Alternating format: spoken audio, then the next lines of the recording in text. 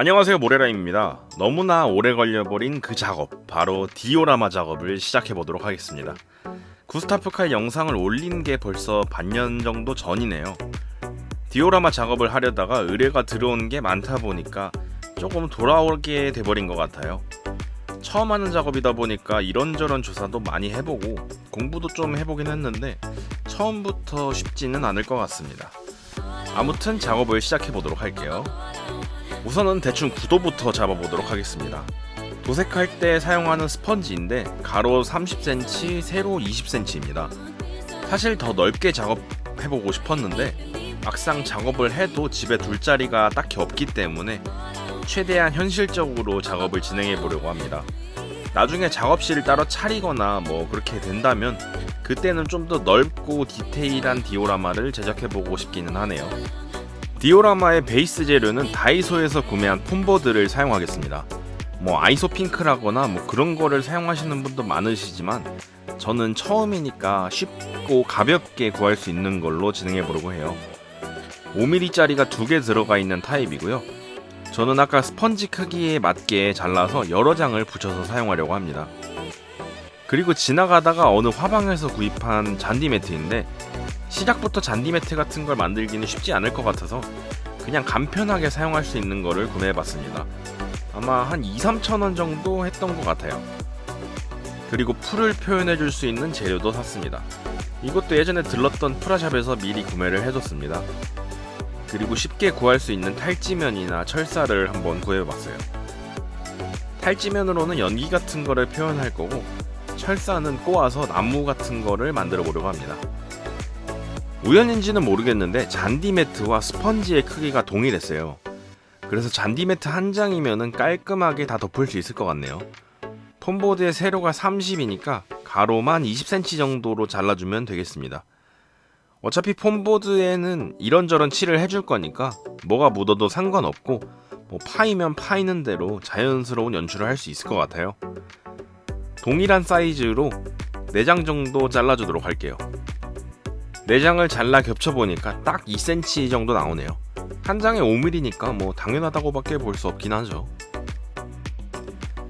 다이소에서 구매한 스프레이 접착제를 사용해서 폼보드를 붙여주도록 하겠습니다. 스프레이 접착제라서 최대한 개방된 곳에서 뿌려야 하는데 제가 그 생각을 못하고 그냥 뿌려서 그런지 챕상에 접착제가 많이 튀었습니다. 여러분은 조심하세요. 적당하게 뿌려준 뒤에 잘 붙여주고 좀만 기다려주면은 금세 붙습니다. 붙는 동안에 다른 것도 접착제를 뿌려서 잘 겹쳐주도록 하겠습니다. 잘 붙은 것 같으니까 이제 겉면에 사포질을 해줄게요. 사실 굳이 할 필요는 없긴 하지만 그래도 잔디 매트가 잘 달라붙게 하기 위해서는 어느 정도의 면을 평평하게 만들어 두는 게 좋을 것 같아서 사포질을 해보려고 합니다. 너무 꼼꼼하게 해둘 필요는 없으니까 적당히만 해줄게요. 잔디 매트를 붙여주겠습니다. 신기하게도 사이즈가 딱 맞아요. 혹시나 해서 2장을 구매했었는데 애매하게 됐네요. 그래도 모자란 것보다는 나으니까 괜찮을 것 같습니다. 근데 사용하려고 여니까 부스러기들이 굉장히 많이 떨어져요. 아무래도 제조하는 방법 자체가 시트지 위에다가 요런 잔디 같은 재질의 재료를 뿌리는 거다 보니까 그럴 수밖에 없는 것 같아요. 오랜만에 등장하는 핸드 청소기로 싹 빨아들여줍니다. 붙이는 건 간단합니다. 일반 시트지처럼 한쪽 종이를 떼주고 규격에 맞게 잘 붙여주면 끝입니다. 한번 털어졌는데도 부스러기가 계속 떨어지네요. 사실 부스러기는 디오라마 작업 끝날 때까지 계속 떨어질 예정입니다. 벌써 그럴싸한 잔디형 베이스가 완성이 됐죠. 이제 옆면의 디테일을 챙겨줄 건데 모델링 페이스트라는 제품을 사용할 겁니다. 조소 작품용으로 사용하거나 이런 디오라마의 질감 표현을 위해 사용하는 제품인데 옆면을 단층 느낌이 나도록 한번 꾸며보려고 해요. 저도 사실 모델링 페이스트는 처음 사용해봐서 우선은 한쪽 면에 먼저 발라봤는데 건조기에 넣어서 돌렸는데도 건조가 오래 걸리는 편이에요. 아직은 조금 말랑말랑합니다. 뚜껑을 열어서 보면은 하얀색의 액상이 들어있어요. 좀 말랑말랑한 느낌이긴 한데 약간 퍼티 같은 느낌이라고 보시면 될 것 같네요. 대충 조색용으로 사용했던 플라스틱 숟가락을 이용해서 옆면에 덕지덕지 발라줍니다. 대충대충 발라줘도 뭔가 디테일한 느낌을 줄 수 있다는 게 장점이에요. 나머지 면들도 동일하게 발라주겠습니다.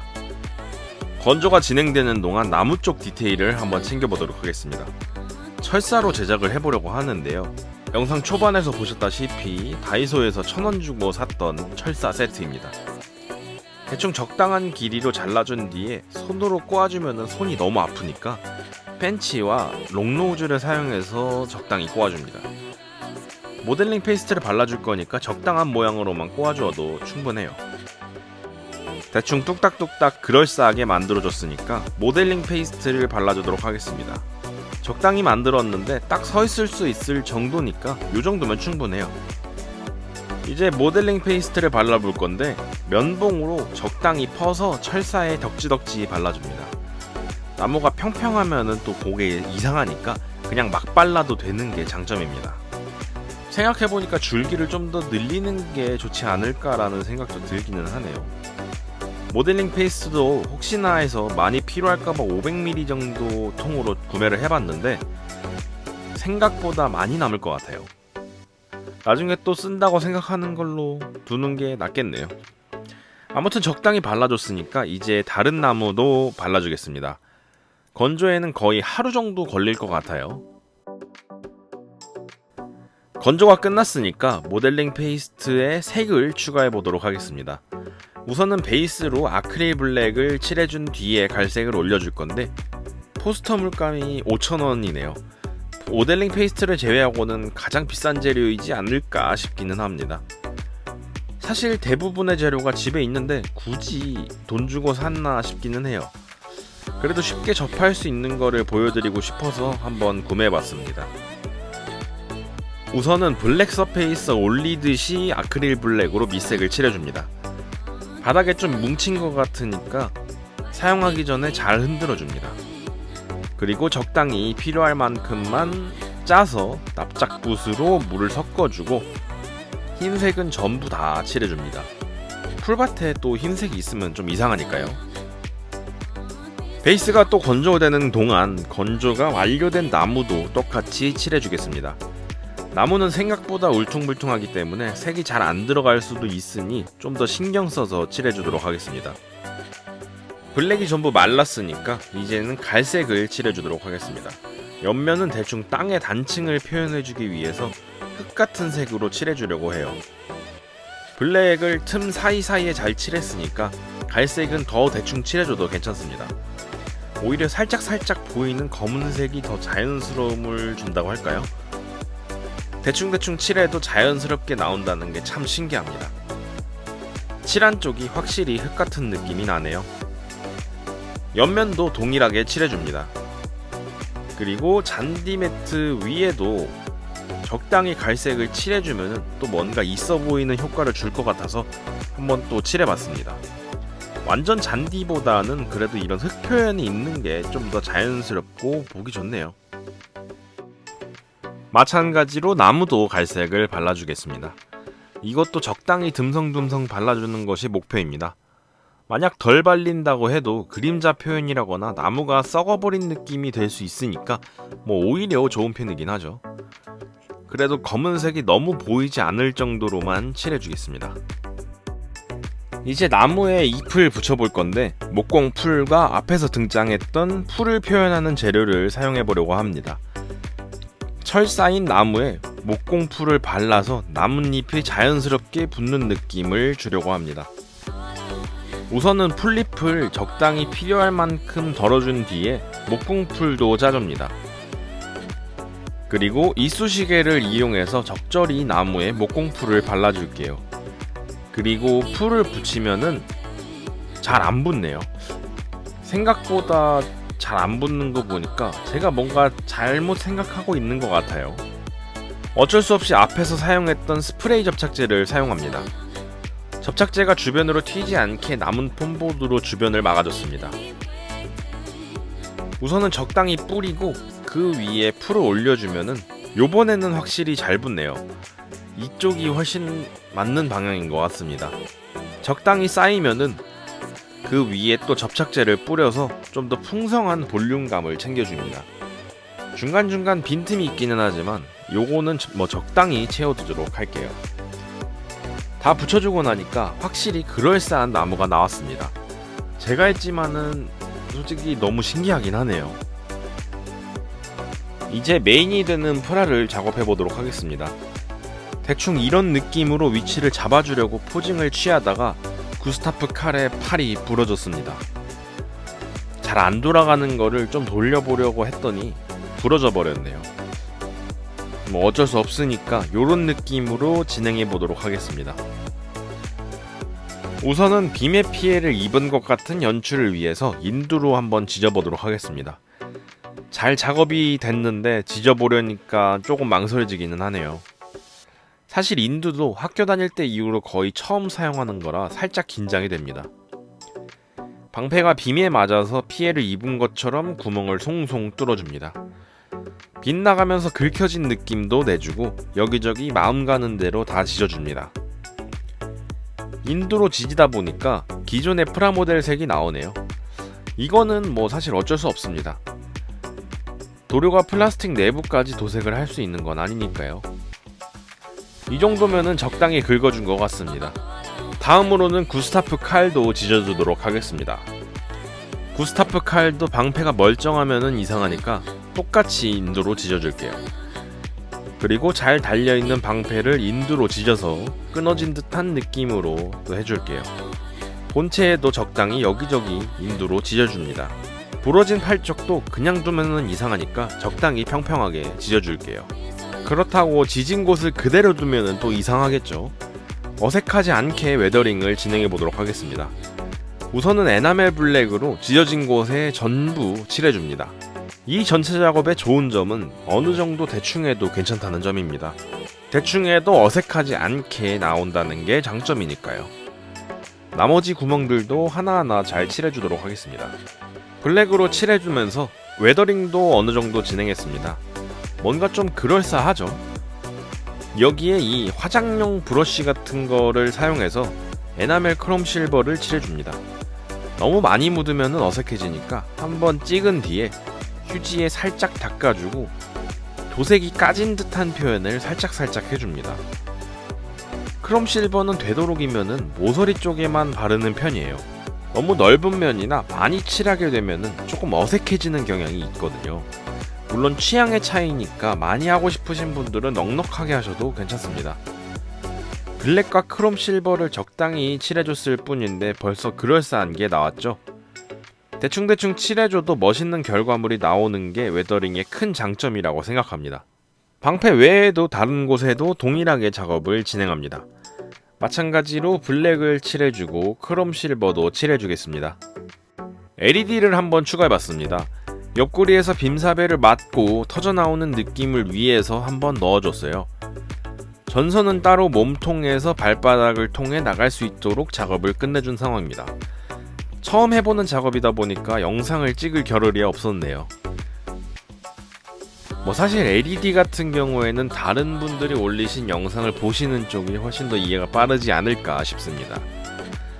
적당히 몸통과 허벅지를 통해 인두로 뚫어준 거라 손이 좀 갔지만 어려운 작업은 아니었어요. 이제 디오라마 베이스의 전선이 통과할 곳에 인두로 구멍을 뚫어줬습니다. 이쪽으로 배터리를 연결해 줄게요. 배터리와 전선을 이어줬습니다. 바닥에는 배터리가 들어갈 공간을 적당히 파준 상태입니다. 나중에 완성하게 되면은 요 바닥에 넣고 보관을 할 수 있게 되죠. 배터리를 넣어준 상태에서 전원을 꺼뒀는데 요거를 뒤집어서 전원을 켜주게 되면은 이렇게 빛이 들어오게 됩니다. 불을 킨 상태에서 보니까 딱히 임팩트가 없네요. 불을 끄고 LED를 켜보면은 확실히 그럴싸한 게 나왔습니다.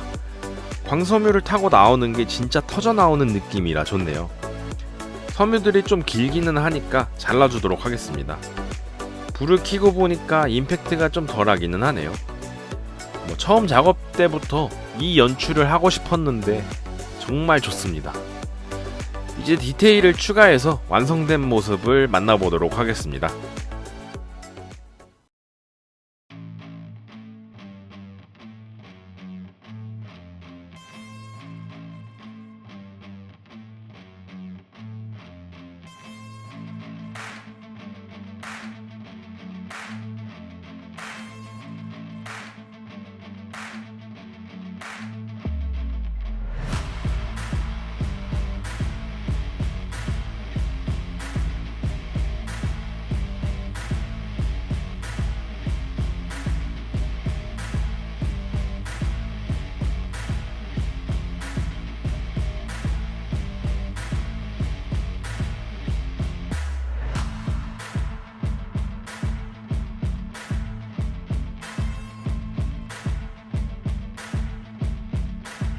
이렇게 해서 저의 첫 디오라마 작업이 완성되었습니다.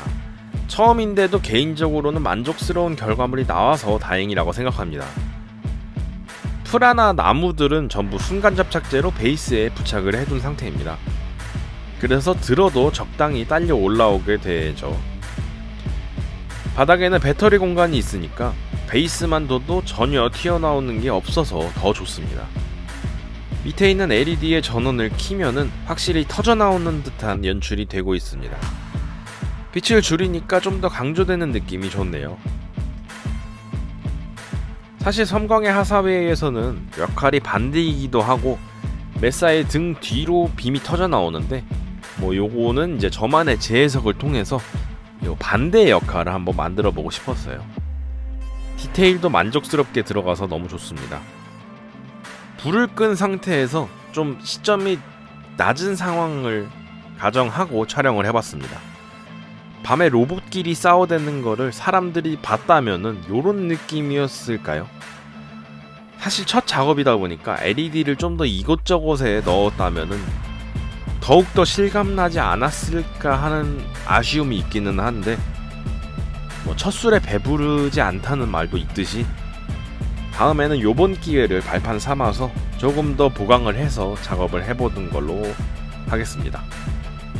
이렇게 해서 이번 디오라마 작업도 마무리가 되었습니다.